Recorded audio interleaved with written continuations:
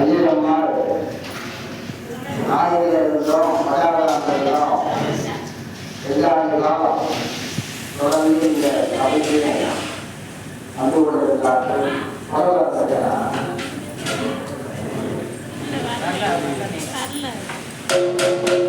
தொடர்ந்து இந்த இடத்திலே வந்து கொண்டிருக்கிறார்கள்.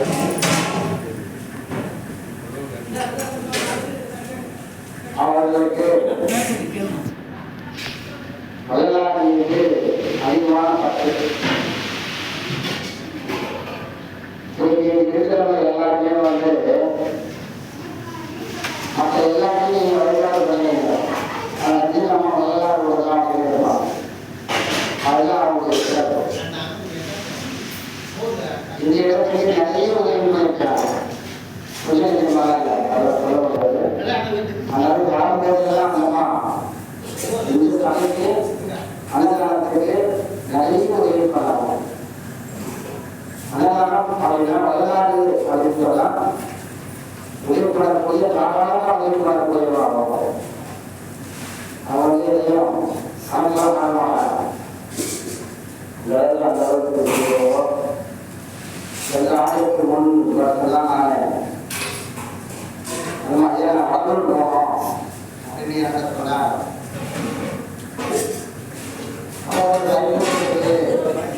அவங்களையும் தினமாக அவங்களுடைய மகளையும் அடிக்கடி வளர்ந்து போகணும். வளர்ந்து போயிட்டு நாங்கள் எல்லாம் பார்க்கும்போது நான் நேரம்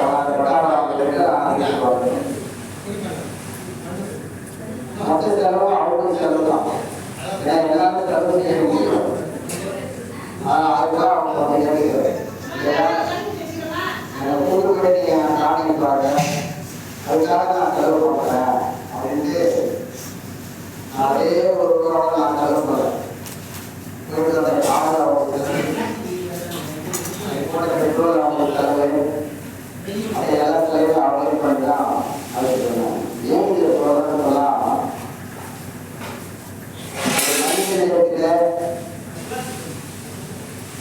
அது எல்லா வளங்களும் இருக்கலாம். ஆனா மனிதனா பார்க்கறதுக்கு அடி ஒரே ஒன்றுதான். வளர்ப்புலாம் அன்பு ஒன்றுதான்.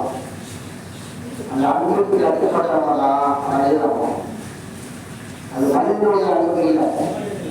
வளர்ப்புள்ள அன்புக்கு கட்டுப்பட்டவங்க அடையலாம்.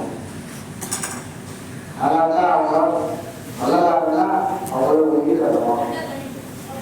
ஐயாவுடைய கருத்து நிராபர கொள்கைகள் அதை பின்பற்றுவது, அதை பாடுவது இல்லாமலுடைய கருத்துக்களை முன்பு தயாராக இருக்காங்க.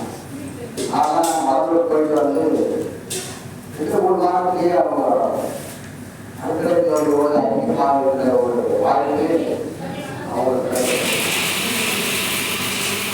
அப்படி ஒரு சிறப்பு வாய்ந்தவங்க தான் இன்றைய தினம் இந்த இடத்துல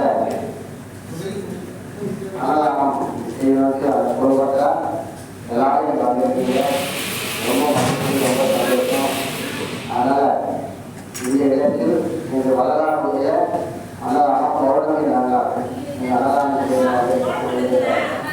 மஞ்சள் செய்வதற்கும் அவர்களுடைய வருமானத்துக்கும் அவருக்காக உற்றார உரைகளுக்கும் பேரம் செய்திகளுக்கும் மனமார்ந்த நன்றியை இந்த இடத்திலிருந்து நாங்கள் செய்து கொடுக்கிறோம். அந்தமா ஆன்மா ஒரு நல்ல சொத்து ஆன்மாவாக வரலாறு ஆறுயிர்க்கெல்லாம் நான் அன்பு செய்ய வேண்டும். ஆறுயிர் அப்படின்னால உலகத்துடைய எல்லா ஆறுயிர் மருந்துலேயே ஒன்று. இந்த ஆறுயிர் மருந்து சொன்னா ஆறுயிர் மருந்துதான் உணவு. அந்த உணவு தான் வெள்ளமாக எடுத்த 1867ஆம் ஆண்டு வடலூர் பெருவெளியிலே முதற்காக ஏற்படுத்திய அதுதான் அதுதான்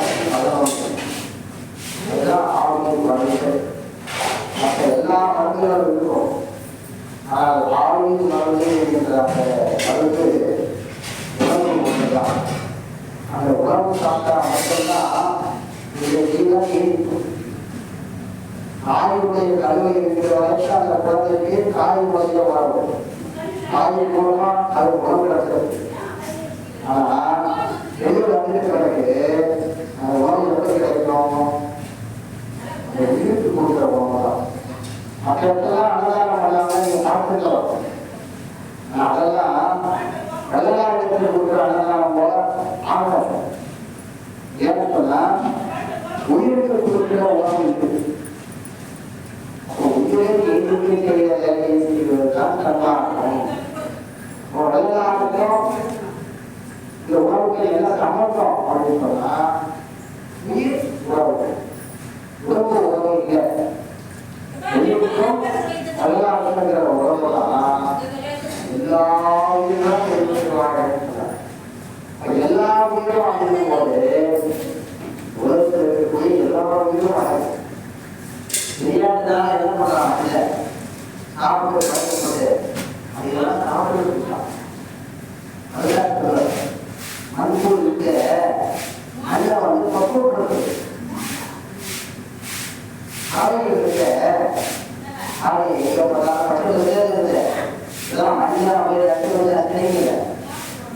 அது நம்முடைய எச்சரிக்கை மூலமாக எல்லா இடங்களில் காப்பீடு செய்ய, ஆதாரம் செய்ய, ஆதாரம் செய்ய எல்லா செய்திகளும் பார்க்குது. நிறைய பார்த்து இருந்ததுன்னா அவைகள் தான் அது போயிடுது. கால்நடைகள் எல்லாமே ஆடு மாடு இதெல்லாம் எதுக்காக இருக்குன்னா அதனுடைய சாணம் இந்த புல்லு பூண்டு அதையெல்லாம் சாப்பிட்டு அது போடுறதுனால இந்த மண்ணுக்கு வளர்ந்தது. இந்த மண் வளர்ந்ததுனால உலகம் நினைக்கிறான் விவசாயம் பண்ணி இந்த மக்களுக்கு அதிலிருந்து மக்களை எடுத்து உணவு கொடுக்குறாங்க. அதனால கடவுள் அடுத்த இடத்துல இருக்கக்கூடியது இந்த உயிரினங்கள் தான். உணவு கொடுக்குற வேண்டிய விவசாயம் பண்ணலாம்.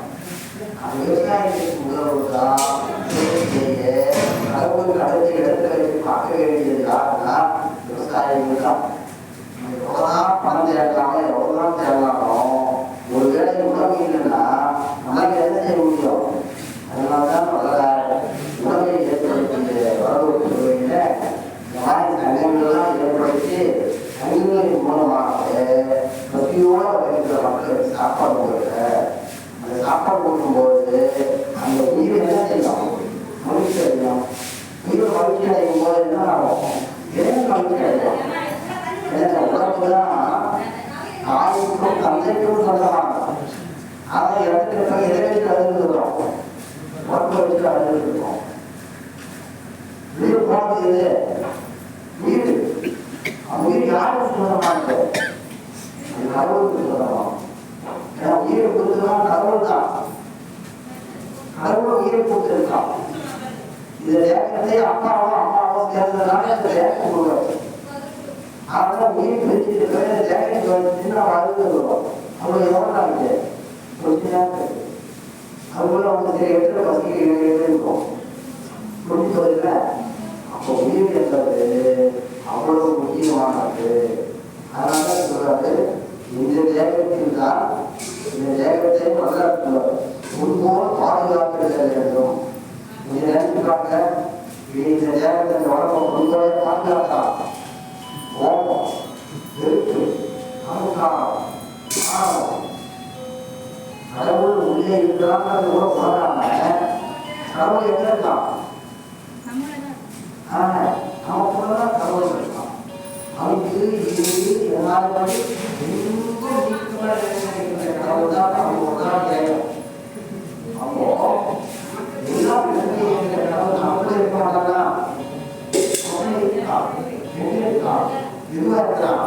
அதுதான் சொன்னார். சொன்னாரு அறிவு விளங்கிய ஜீவர்களுக்கு அறிவு விளங்கிய ஜீவர்களுக்குன்னா அறிவு விளக்கம் வரணும். அறிவு விளக்கம் வராதனால வாழ்க்கையை பார்த்து அப்போ இறைவனுக்கு புறம்பான வாழ்க்கை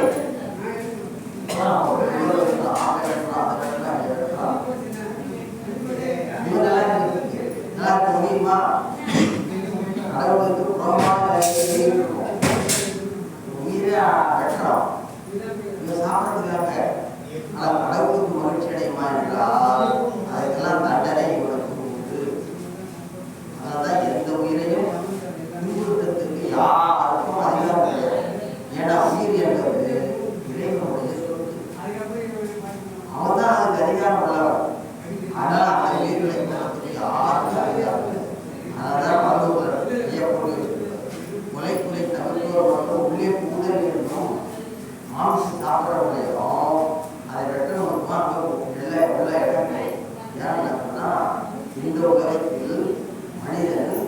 ஞானம் பெறுவதற்காக பிறந்திருக்கிறோம். ஞானம் என்றால் என்ன?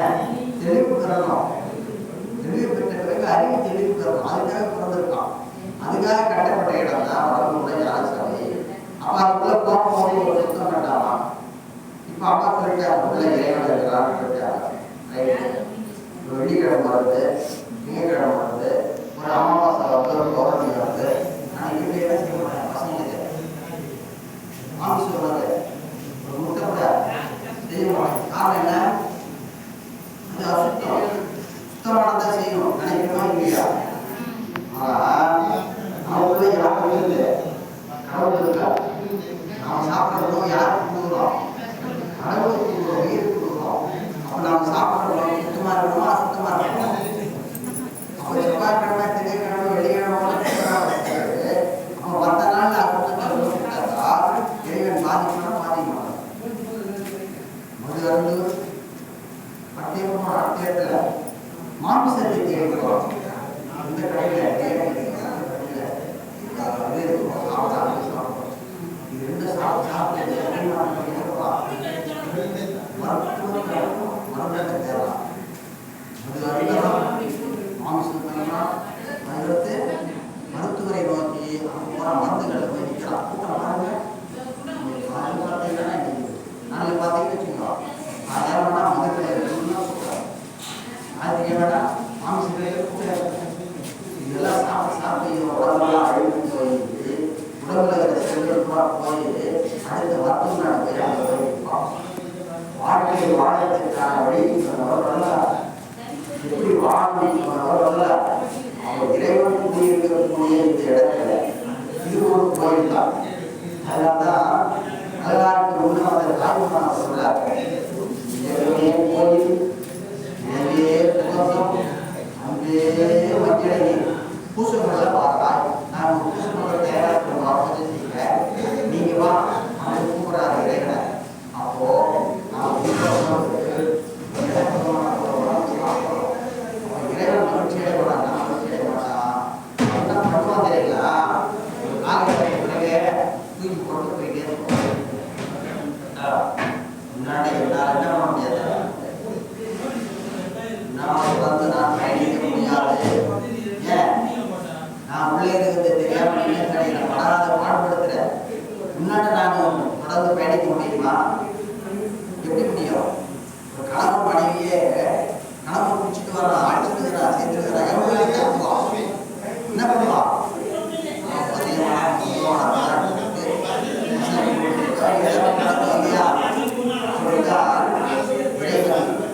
மது அருந்து மாம்சம் செய்து எல்லாத்தையும் பண்ணி கொடுத்துட்டா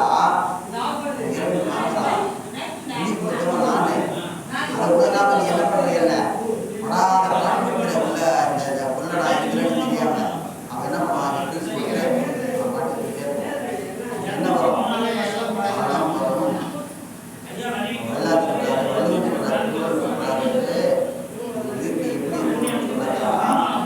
முத்தது அறிவான் பாடுவான், முத்தது அறிவான் மற்றையான் செத்த ஆகுது.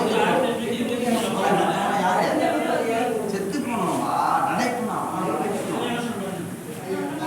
எதை அறிந்தவன் மனிதன், ஒத்தது அறிந்தவன் மனிதன். அந்த ஒத்தது எது? எல்லாரும் ஒத்தது எது? உயிர் ஒன்றுதான். உயிர் ஒன்றுதான் ஒத்தது. உலகத்து உயிர்கள் எல்லாத்துக்கும் ஒத்தது ஒன்றே ஒன்று இருக்குன்னா உயிர் மட்டும்தான். ஒத்தது அறிவான் உயிர் வாழ்வான். அவன் தான் உலகத்தில் உயிர் வாழ்ந்துக்கலாம். மற்றவங்களாம் யாருன்னா ஆயத்தில் சொன்னா தப்பு, மற்றவங்க சொன்னா தப்பு. சொன்னது யாரு? வள்ளுவர். கை எடுத்து சொல்றார்,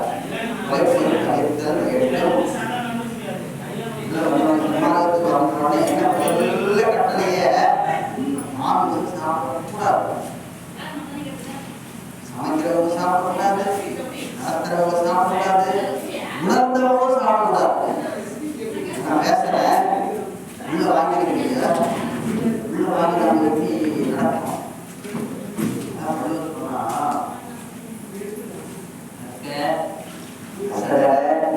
கற்றவை கற்றவின் நிற்க அகற்ற இருக்காரு. படிக்கணும், தெளிவாக படிக்கணும், தெளிவாக படித்த பிறகு அதை நிற்கணும், தொடர்ந்து அதை பயணிக்கணும். அப்படின்னா படிச்சதுக்கு அர்த்தம் இல்லாமல் பண்ணல.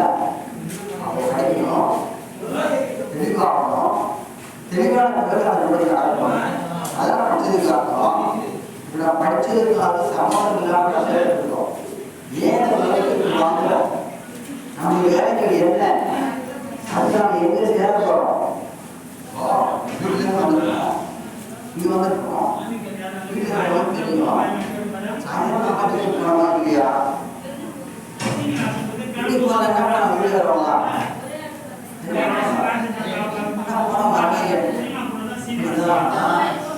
இறைவன் என்ன பண்றாங்கன்னா, ஜீவனை கொடுத்து இந்த தாயும் தந்தையும் என்று நிர்ணயிக்கப்பட்டு இந்த உலகிற்கு இறைவன் நம்மளை என்ன பண்ணலாம்? கணிதமாகவும் அவங்க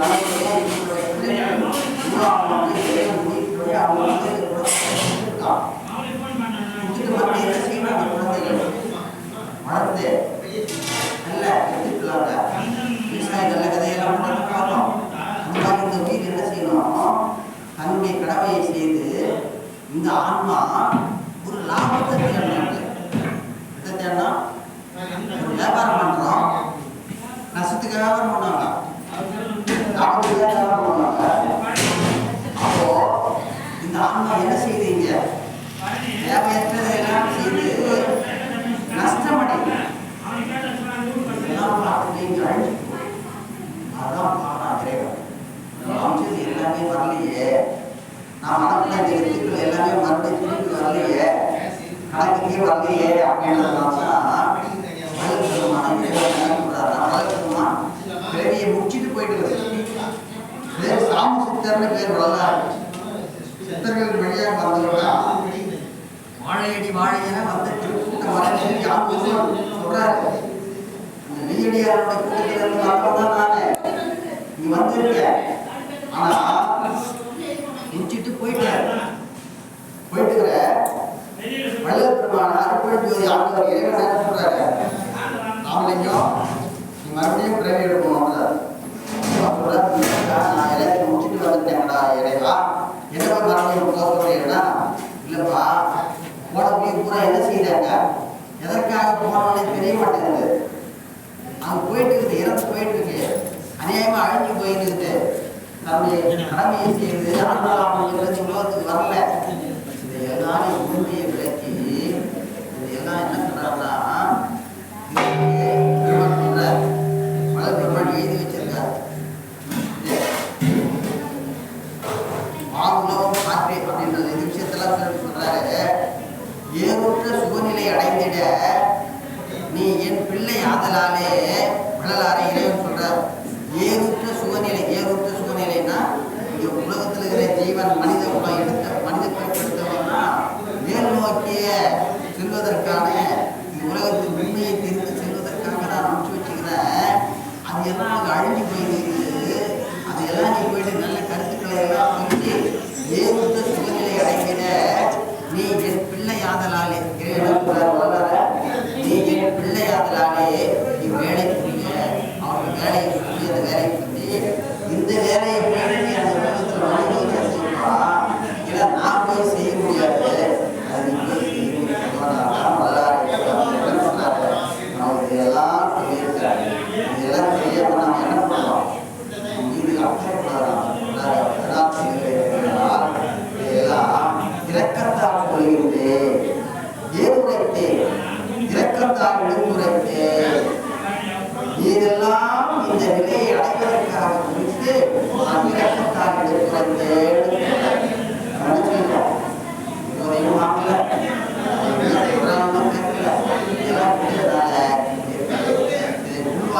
ரஞ்சிதமா ரஞ்சிதமா இதை உள்வாங்குறதுனால்தான் அவங்க ஓரளவுக்கு வயது வயதை கடந்து ஓரளவுக்கு அந்த நிலையை கொடுக்குறாங்கலாம் ஒரு திருவிழா கருத்தை கடந்து அவங்களுடைய ஆன்மா கட்ட தெரியுது இல்லாமல் புரிந்து கிடைக்குதுல. அப்போ இது நல்லூர் சொல்றாரு உணவை தனிக்கூடிய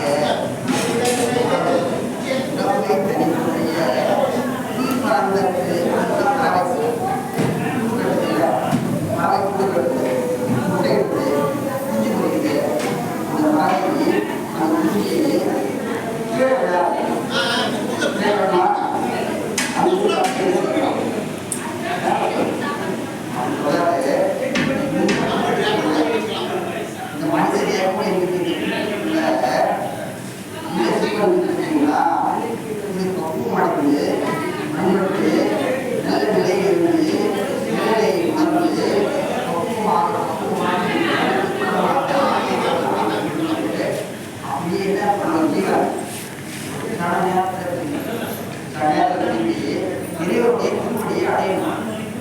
ஹாஸ்பிட்டலில் போயிட்டு அன்னைக்கு மாசக்கடலில் ஹாஸ்பிட்டல் வச்சு உடம்பை தனிப்புடைய பரவலுக்கு உடம்பு உயிரிடைய நட்பு உடம்புக்கும்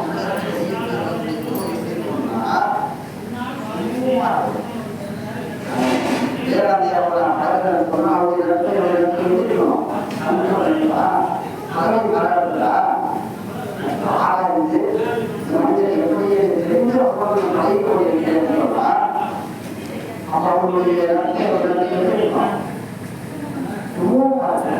அப்படிதான் உயிருக்கு கொடுக்கிற நாம் இதை உணர்ந்தால் நமக்கு உயிர் இருக்கிறோம். உயிருக்கு கொடுக்கக்கூடிய அற்புதமான உடம்பை தாய் தந்தை அவரை மூலமாக நாம் வந்துள்ளோம். அடைய வேண்டியது இந்த ஆன்மா லாபம் அடைய வேண்டும், நஷ்டத்தை அடைய வேண்டும். அடையாமல் பெரிய பெரிய பெரிய லாபம், பெரிய லாபம். அந்த லாபத்தை இந்த பிறவியை மனித பிறவியை அற்புதமான பிறவியை நஷ்டம் செய்யலாமா? அதெல்லாம் பயன்படுத்தி என்ன செய்வோம்? நீ போயிட்டு மறுபடியும் ஏதாவது நல்லதை பண்ண ஒரு மனித செய்ய வேண்டிய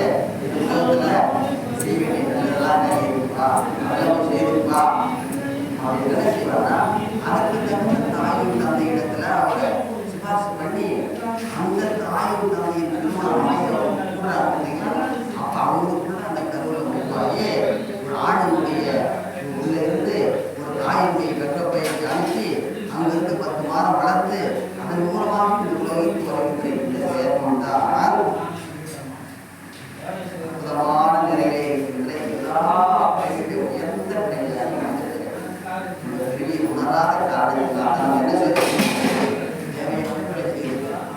ஆனால் இன்றைய காலகட்டத்தில் இளைஞர்களுக்கு சொல்றோம், நாம் என்ன செய்வோம்? ஆன்மீக வளராது இப்போ மனசு மாறி மனம் எப்போலாம் சமையல் அதனால தான் வளர்ப்புங்க ஐயோ வளர்ந்து இருக்காரு.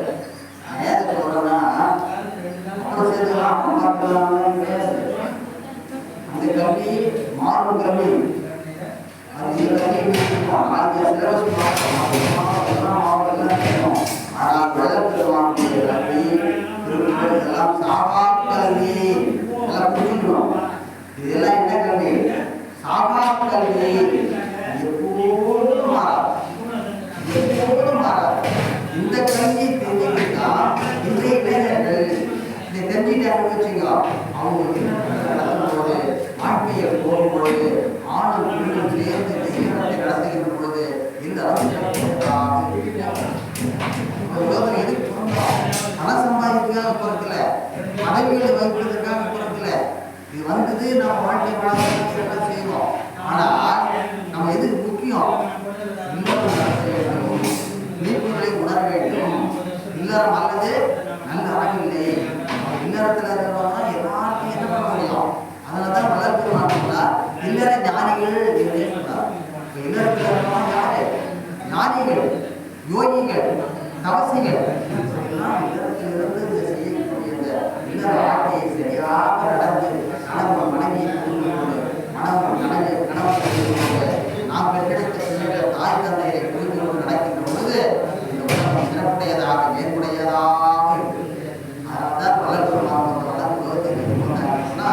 உண்மையை விளக்குவதற்காக உண்மை நடையை மக்களுக்கு சொல்வதற்காக கேட்பதற்காக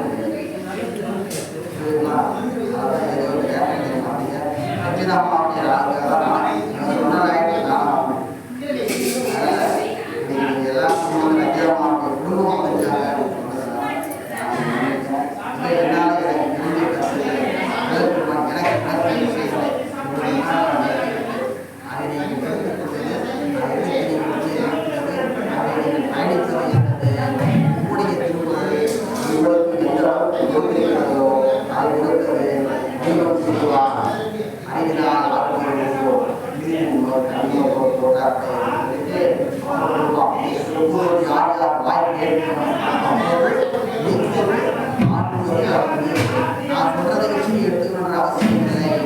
உங்களுடைய அறிவு அதை அக்செப்ட் பண்ணுது, அதை ஏற்றுக்குதுன்னு சொன்னா அறிவுக்கு போய் நீங்க கேட்கலாம். ஐயா சொன்னதெல்லாம் கரெக்டாக உங்களுடைய அறிவு அதை ரிஜெக்டட் பண்ணிட்டுனா அது எடுத்துக்கூடாது. அதனால் இந்த பொருளை மெய்ப்பொருள் இது விஞ்ஞானம் ஒரு பக்கம் விஞ்ஞானம் ஒரு பக்கம் விஞ்ஞானம் ஒரு பக்கம் போறதுனால தான் அழிவு. அவன் வைக்கிறான் அழிகிறான் ஆயிரக்கணக்கான போடுறான். காரணம்னா விஞ்ஞானம் விஞ்ஞானத்தோடு இணைந்து போனா அங்க இருக்கிறது உயிராச்சு, அந்த உயிர் இறைவனதாச்சு. இறைவன் அவங்களுக்கு சுதந்திரம் கொடுத்துருக்காங்க. தேகத்துக்கு சுதந்திரம் இருக்கு, உலகத்தில் வாழறதுக்கு போகத்துக்கு சுதந்திரம் இருக்கு, ஜீவனுக்கு சுதந்திரம் இருக்கு. இந்த சுதந்திரத்தையும் இறைவன் கொடுத்துருக்கான். ஒவ்வொரு ஜீவனுக்கும் கொடுத்துருக்கான், ஒவ்வொரு ஜீவனுக்கும் கொடுத்துருக்கான். இந்த அனுபவத்துக்கு இறைவன் கொடுத்துருக்கும் போது அதையெல்லாம் அழிப்பதற்கு யாருக்கு என்றதை உணராத காரணத்தினால தான் உங்களுடைய வழி மாறி தடமாறி போயிருக்கிறதால தான் உலகம் இருக்கு. இதெல்லாம் உணர்ந்துட்டாங்கன்னா என்ன பண்ணுவாங்க, அவங்க மற்றவங்களுக்கு அதனால தான் கடைசியாக சொல்கிறேன், தனி மனித ஒழுக்கம் மட்டும்தான் இதற்கு வெளியே தவிர தனி மனிதன் மாறாத வரை இந்த சமூகம் மாற்றம் ஏற்படவே ஏற்படாது. அதனால் தான் வள்ளல் பெருமான் கூட ஒரு மனிதனை வைத்துத்தான் எல்லா மாற்றங்களும். அதனால்தான் ஒருவருடைய அவர் எல்லோருக்கும் பெய்ய மழைன்னு சொன்னார்கள். அந்த நல்லவர்கள் ஒருவர் இருந்தால் ஒருவர் இருக்கிற பொழுது அந்த இடத்துல இருக்கிற எல்லாம் சிறப்பாக இருப்பாங்க. இந்த கருத்தை பதிவு செய்து எல்லா உயிர்களும் வாழ்க வள்ளல் மலரை வாழ்க வாழ்க. நல்ல மழை போயிருக்கிறோம், நாடு நலந்திருக்கிறோம், எல்லா உயிர்களும் வாழ்கிறோம். அற்புதம் எல்லா போது அடுத்த